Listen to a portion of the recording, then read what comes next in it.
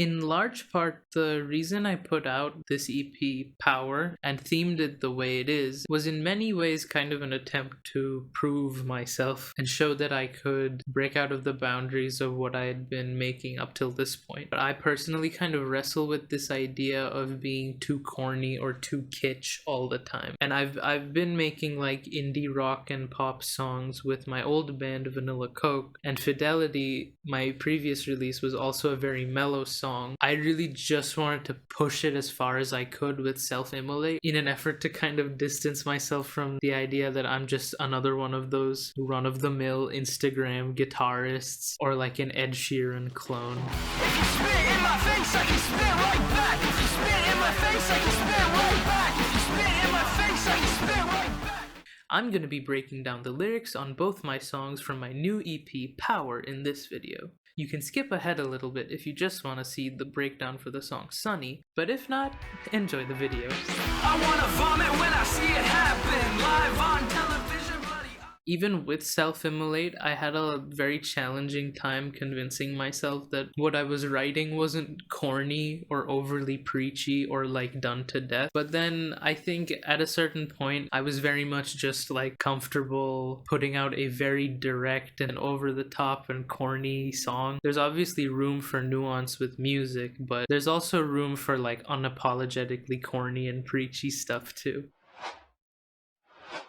I wanna vomit when I see it happen, live on television, bloody eyes wide open, rub a bullet to the socket. This line is about in mid-2020 when there were a lot of like George Floyd protests happening in America. This is a little graphic, but there was a lot of news of people like literally losing their eyeballs to tear gas canisters and rubber bullets, and seeing like very, very gory and graphic images of that on Twitter was a really striking and sickening image on many levels. Because they told you, please sir, I want some more. Justice is automatic. I ask them, what gives you the right? What is your passion? Do you only ever love in passing? They tell me blood and concrete, blood and concrete, blood and concrete, cause it feels like magic. Please sir, I want some more is a reference to Oliver Twist, where he asks for more porridge at the orphanage and then gets thrown out. And justice is automatic is a reference to the fact that in many places in the world, police unjustly use their arms to kill innocent people without any due process or trial or anything. Last night you dreamed the kids were drowning, was it deja vu? Kind of a mashup of references to other songs. One is the 1975's Love It If We Made It, where there's a line which says, a beach of drowning 3-year-olds. And the other song is Car Seat Headrests, War Is Coming If You Want It, where he sings, last night you dreamed that you'd murdered some kids. Maddie Healy, Will Toledo, if you ever see this, don't sue me please. I like your songs. And I'm in rubble, praise the hero drenched in ash in front of you. It's getting hard every morning, waking up to nothing new. Another murder killed a kid, you know, they let the killer too. Can you save me?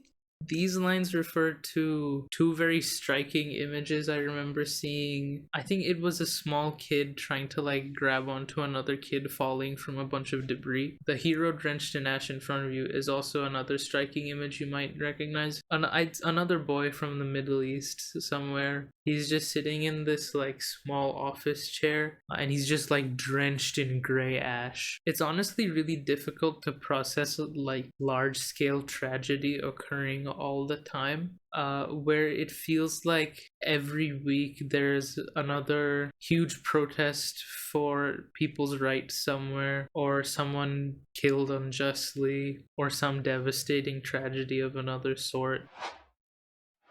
I don't wanna be crushed by history, fires burning up, can we save us? I just don't want to be like lost in the sands of time, so to speak. In the midst of all of this like tragedy that you experience every day, I would like to be able to help in some way or the other and leave some sort of a meaningful impact in like the way that I can right now. A lot of the lines in this song also come from me being fresh off of my first year, like having taken a very intense like sociology class. In that regard also, it may come off as very corny, but a lot of like social injustices that may seem self-evident to me were something I hadn't really thought of in that way before. So maybe by putting these lines in these songs, I can give someone else that kind of moment of revelation. You would rather call me a dog choked by an electric collar. Call her the ball and chain, fuck her up and save $1.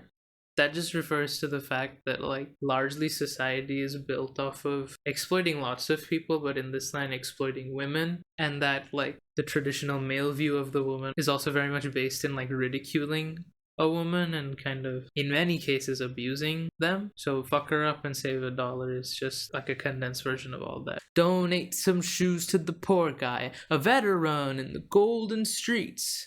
Found dead in the morning, lying on the concrete. CT scans aren't free. This refers to an article I read when I was in like 4th grade, where this police officer had given a homeless veteran a very nice pair of shoes, but then the veteran sold them almost immediately, saying that he'd probably be like jumped in the streets or risk dying because those shoes would just be stolen. And when I was like 9, I thought, oh man, this homeless guy is kind of rude. In retrospect, it's such like a clear example of the disconnect between classes and maybe even the disconnect between law enforcement and the people who have the laws enforced on them. Golden Streets also refers to this, or like a myth that was going around during the time of Ellis Island, I think, where people were told that the New York City streets were literally paved with gold. CT scans aren't free is also just referring to the fact that medical care is extremely expensive in a lot of places in the world. Even places where it's freely available, they're often severely underfunded. So I feel the future more than anything you do. 'Cause all the kids are getting queerer while the spikes under your shoes are getting taller. How should I expect to live? It's raining bullets even still. My body has the fight to give. My body has the fight to give.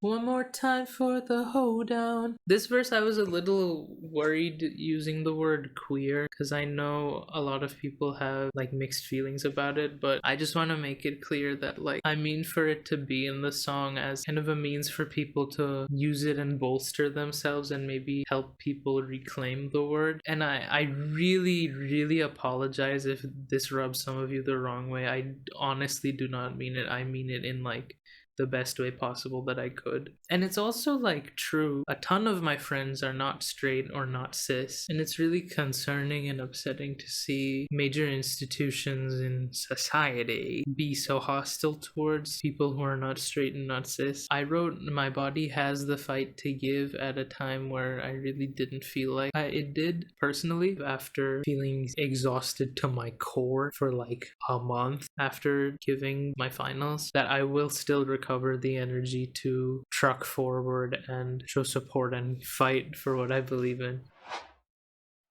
Run me over, how should I care? How should I care? If you put a bullet in my brain, I can't complain. I can't complain. Yeah! As a civilian, physically, you only have so much power, and if a government that says it's democratic pushes so far to suppress a dissenting opinion that it ends up killing people, you get your wish, but at what cost? It's kind of just to give like power to the people or people who are like oppressed, kind of like a continuous encouragement to like speak out and protest for what you believe in. If you spit in my face, I can spit right back. If you spit in my face, I can spit right back. If you spit in my face, I can spit right back. If you spit in my face, I can spit right back. Don't forget that. Don't forget that. Don't forget that. Don't forget that. Don't forget that. Motherfucker. Fuck off. Self-Immolate means a lot to me because it was one of the first like angry songs that I wrote like this. I'm glad you guys all finally heard it, and I just hope this lyric breakdown was interesting and maybe a little bit insightful. Maybe it exposed you to some ideas that you hadn't considered before. But yeah. Sunny smiles over.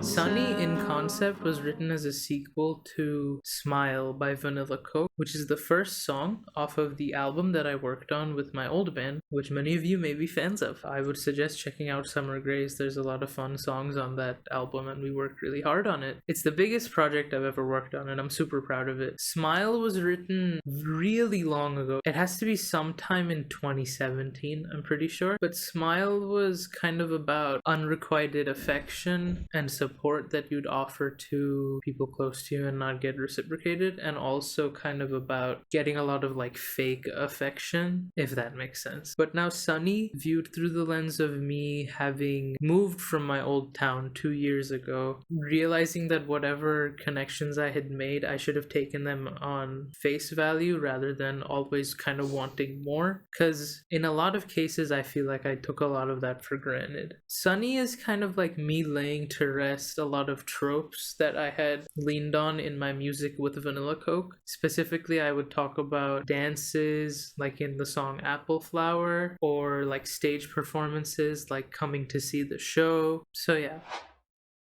Sunny smiles over cell phone screens tell me that you've been holding up okay.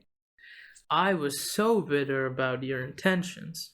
Now I'm just missing that it ever happened. The first part is just kind of referring to a feeling I'm sure a lot of people can relate to right now, which is like having to communicate with friends online as your like only means of communication. And that was something I was experiencing even before lockdown, because I am currently 8,000 miles away from a lot of my friends. In like big group settings, what can happen a lot of the time is the way your personality is can kind of make you feel like a caricature of yourself. People kind of treat you a certain way, and it's never malicious or like ill-intentioned or anything, but that kind of like weird false affection or weird character that you have to like perform all the time can get exhausting at a point. But on the other hand, it's like never all that bad, and the interactions you have with those people can be super meaningful and impactful and helpful in like tons of different ways.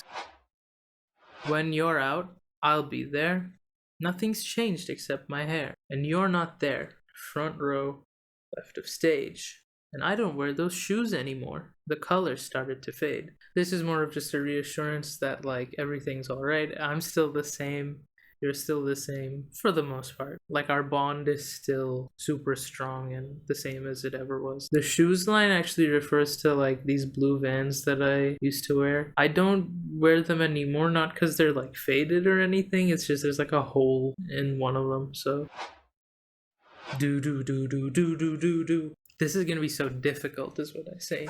And I wanna say that I'm over it. I say that 4 times. It's been Halloween twice since the last winter time has come around again. You're asleep and I'm awake in the bitter heat, the bitter distance. It takes a long time to get over a big life change like that. I really only feel comfortable with it now, like having moved. It's taken like 2 years basically to stop feeling like terrible about it. And I want to say that I'm over it, but I wasn't for a very long time, especially not when I was writing this song. I love this little breakdown bit. I like the kind of wordplay that happens here. It's been Halloween twice since the last winter time, but winter time also starts the next sentence. But you can also stop the Halloween sentence right before I say winter time. There's like a triple meaning in there, which doesn't change much about the vibe of the song, but it's like, it's an interesting way to like interpret it. Just a funky little thing. I miss doing Halloween with my friends. I also miss cold weather, so I say like I'm awake in the bitter heat, the bitter distance, because southern hemisphere, man, it gets very warm. When you're done, I'll be there. Nothing's changed except your hair, and you're not there. Back row right of stage, and I don't wear that shirt anymore. The color started to fade. That's a reference to a line in Smile where I say all my shirts are blue.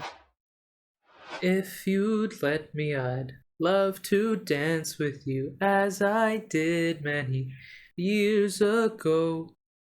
In perfect worlds, in the cold, our palms overlapping, clear as crystal, are the same. I really, really love this verse, not to toot my own horn or anything, but I just like this very, though I've released the song basically in the summertime, this very like wintry imagery comes to mind for me of just like being at a school dance, not prom necessarily, and just like being around friends and maybe even someone that you like and like dancing with them and calling upon a deep sense of nostalgia, which I really thrive off of, maybe to a fault sometimes. And the palms line I really like something about crystalline hands was a really interesting image for me, and I love that I worked this into this song. And also the theme of like two becoming one with love is also really interesting, because one of my favorite albums of all time is Twin Fantasy by Car Seat Headrest, which explores that idea very, very intimately. But sunny smiles over cell phone screens let me know for now you've been doing okay. Check in on your friends all the time, comment on their Instagram posts, reply to their tweets. I don't know. It's important to check in on each other in this very viciously digital time, both because of lockdown and not, because it's like digital interaction is so integral for people in my generation, Gen Z. But yeah, check up on your homies. Peace and love. I really love this song. It's one of the sweetest ones I've ever wrote. It means a lot to me. It's for my friends again, both the ones that live 10 miles from me and those that live 8,000 miles from me. And I hope it helps you guys in some sort of way. Both the songs off of Power are very much like pandemic songs. I just hope I can offer you a momentary sense of comfort in this like nightmarish reality. Thank you very much for listening to Power so far. I am extremely grateful for the reception that you guys have given it. It's amazing, and I'm glad you like the songs. I really, really, really worked hard on them. If you somehow haven't heard them or would like to add them to your streaming libraries, there'll be a link below to everywhere you can stream the EP. It's a great time. I highly recommend it. Also, shout out to Rjoe once again, my very good friend, for absolutely shredding on Self-Immolate. That song is like on another level because of you, so thank you very much. That was fucking insane. But yeah, that's about all I have to say. I hope you got something out of this lyric breakdown. I certainly had a lot of fun explaining these lyrics. Let me know if you'd like to do another one of these in the future for future songs. Thank you so much for watching. Don't forget to leave a like, turn the bell on, subscribe. I'm uploading once every 2 weeks, as it says in my YouTube banner. So in 2 weeks I hope to come to you with a video about Nurture by Porter Robinson, but if I don't, it'll be something else and I'll talk about that album some other time. But yeah, thank ya, bye bye.